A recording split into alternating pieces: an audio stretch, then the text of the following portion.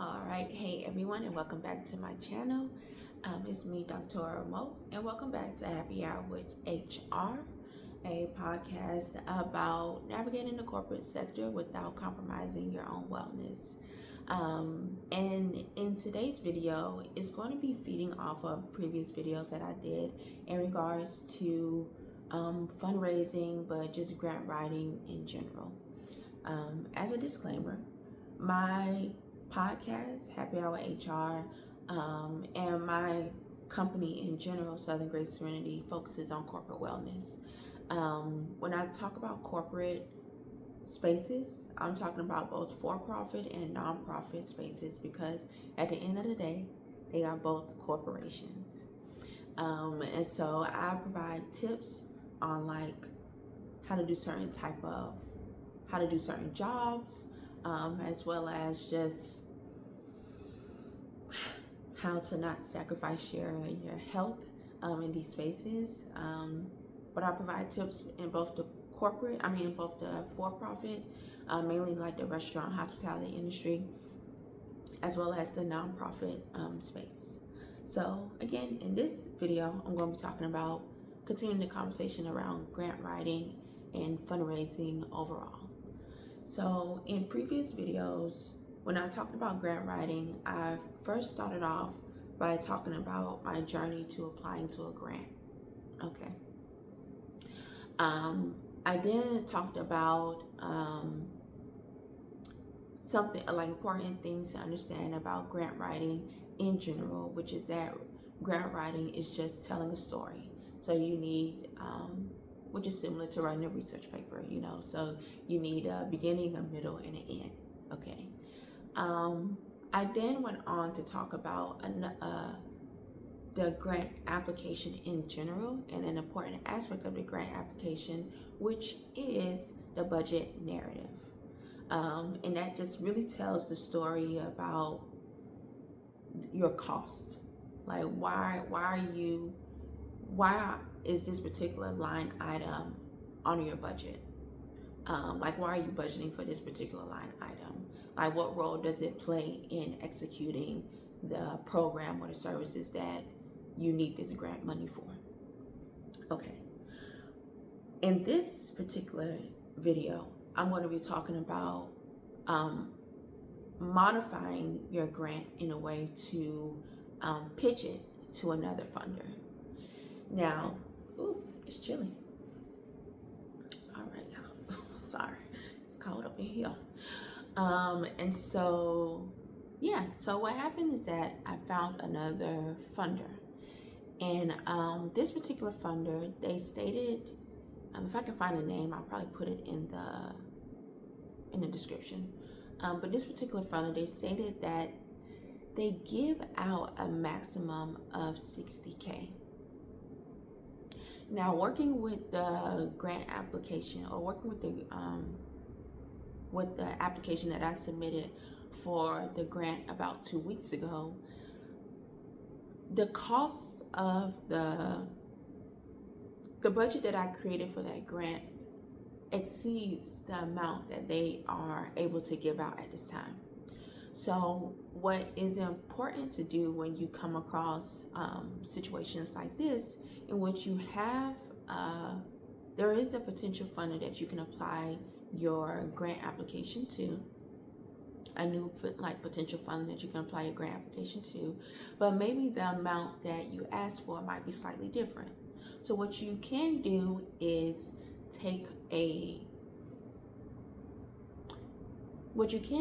specify which aspect of the program you really want funding for, that this particular funder can provide the funds for. Ooh, that was a tongue twister. And so what I would need to do, so that's one way to like modify or shrink that grant application, because they may not need as much information as the other grant, as the other funder that you submitted that grant application to. So again, you specify which aspect of the program that can really, how do I say this, that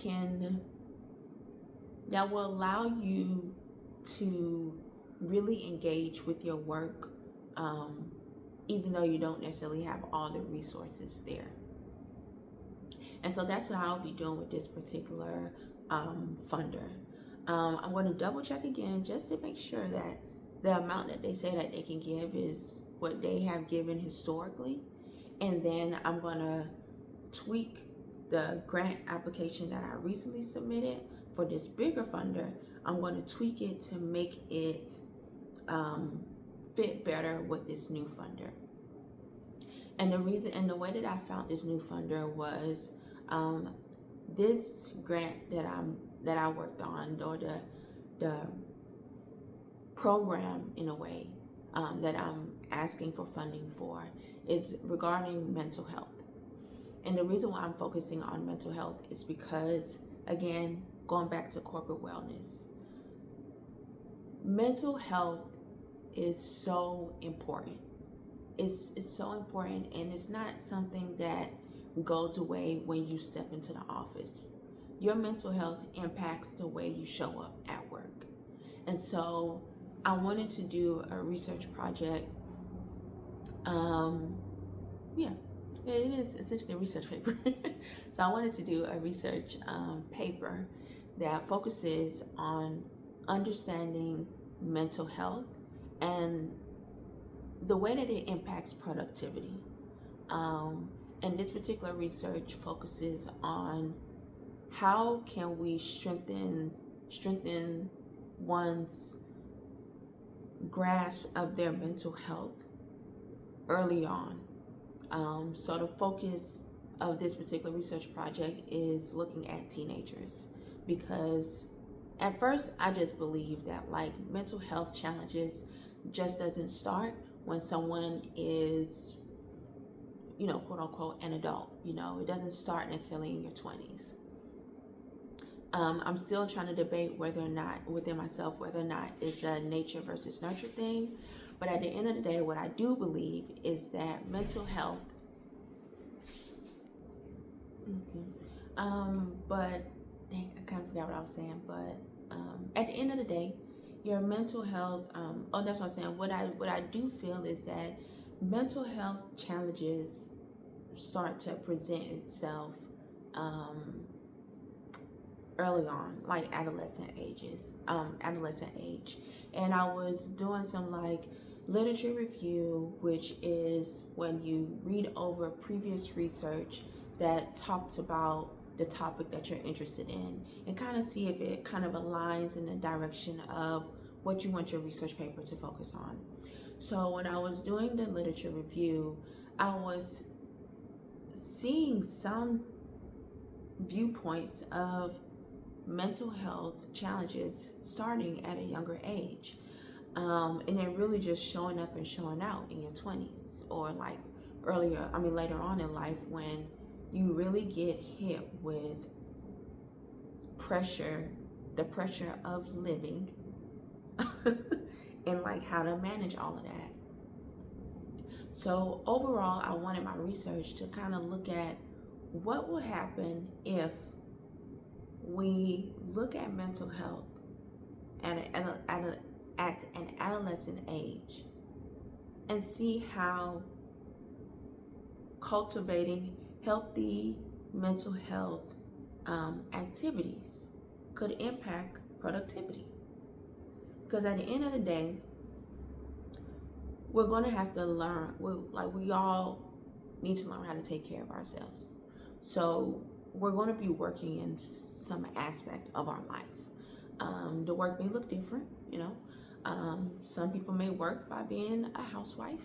You got to know how to work your husband. I'm just playing. But no, in all seriousness, we're going to have to work. And what work, there's going to be pressure. And just in life in general, there's going to be pressure. So how do we manage ourselves, our wellness, our mental health when we come across that pressure? So overall, that is the beginning aspect of my research, and that's what my grant application was all about. So when I did my grant, when I was doing more research about grant funders or funders in general, um, the keywords that I utilized were mental health grants, and because Southern Grace Serenity is not a nonprofit, I needed to find a funder that was open to funding nonprofit. I mean, open to funding for-profit entities. And so it's not common to find these things. However, there are some out there. And if you build your case good enough, because like I mentioned in previous videos, fundraising is about marketing. How do you market what you're trying to get people to buy into? So I believe, and I've seen it done too, that if you build your case good enough, people gonna fuck with you, you know? And so if it aligns with what they're trying to do, you know.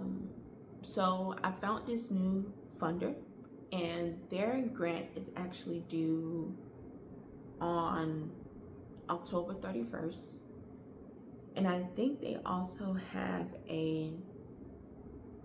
the time to, I think it's maybe like October 31st by 5 o'clock or something like that. Oh, I need to make sure that's Eastern. But anywho, when I was looking at it, I was like, oh, they don't want a full application just yet. They want an LOI. So an LOI, again, is a letter of inquiry. And a letter of inquiry, just like what grant writing in general, you have a beginning, a middle, and an end. So a beginning, a middle, and end with a sprinkle of an ask. So not a sprinkle, the whole thing is an ask, okay? And so, yeah, so you write the letter of inquiry by telling them who you are and what you want the money for.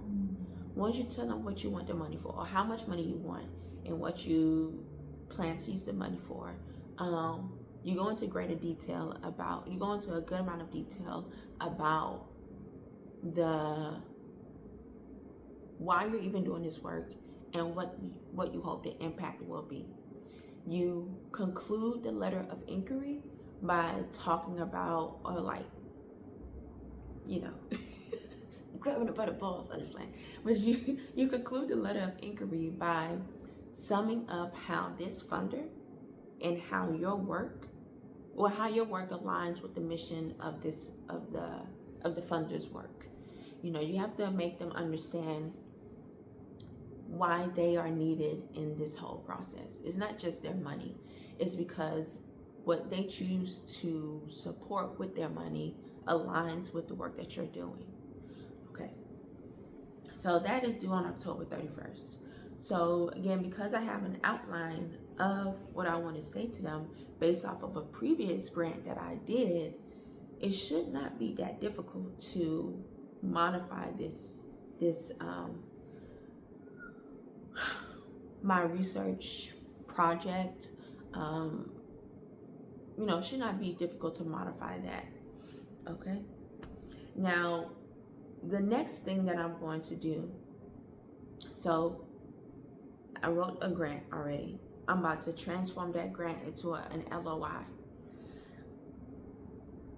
And so the next thing I'm going to do is I'm going to host an event. Now I'm trying to figure out if I want to do this event in November or December, but it all depends on how I want to execute this. And the reason why I'm even talking about an event is because this is another aspect of fundraising.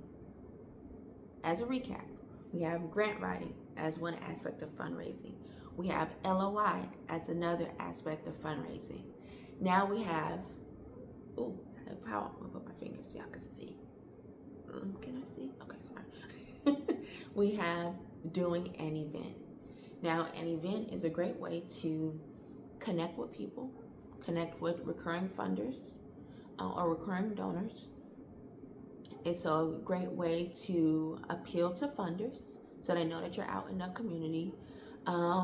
It's a great way to get data about what works, what doesn't work, especially in regards to your messaging. Okay, because again, It's about marketing. And an event is also just a way to say what's up to the community. You know, what's up? How y'all doing? Okay. And so, but in regards to this particular work, that's how I'm not sure how I want to necessarily do the event. So I know where I want to do the event.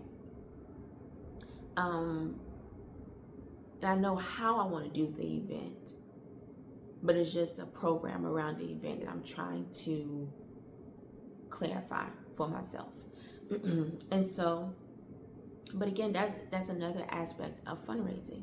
And what I will do at this event is it may have an ask, it may not. You know, it could just be a great way to just get more data, connect with the community, but also support the community. Just based off of how I want to do the programming. And so I want to also mention another aspect of fundraising in general. So you can do an event. That's number 3. Okay. A final thing that you can do, which again, all these things can tie in together to make this other aspect of fundraising work. And that is write a letter of appeal. Now, a letter of appeal is no different. It's no different from a letter of inquiry. It's just that your target audience is going to be different. Now, a letter of appeal, it all depends on who your target audience is. It's usually used for individuals. And like, let's say there's a Mr. Johnson. You know, Mr. Johnson, you found out through, it's a platform that is used to see how much money, that's what it's called, to see how much the net worth of an individual or a couple. And it's called Wealth Engine. And Wealth Engine basically see like, it's a monster of a machine. That's why it costs so much to get it, you know. But once you got it, that's some good to see for y'all, okay? Y'all get that data. Get that data, okay? Ooh, my hair is getting longer, but I want to cut it. Okay, I digress. But it's this tool called Wealth Engine. And Wealth Engine, what it allows you to do is it allows you to see the wealth of an individual or a couple. And it also allows you to see their donor areas that they give to. This thing is a beast, y'all. I don't even know where to get this information from. However, it's very popular in the nonprofit sector to use this thing if you can afford it, okay? And so, but you know, you type in and say, you see somebody name, let's say the name is Brian Johnson, okay? Brian Johnson, maybe you met him at an art event. Let's say you met him at a museum or a ballet show, at a ballet performance. You're like, okay, Brian Johnson, you get a little tea from him, at the ballet performance. You realize this man has a net worth of probably like $3 million. And you know that he supports mental health work. All right. So what you're going to do, you're going to write a letter of appeal, which again is similar to the letter of inquiry. But you just bring a more personalized approach to it. Like, hi, Brian. You don't even have to say you met him or whatever, but hi, Brian. And then you can just kind of like go in with what the issue is and why you need their support.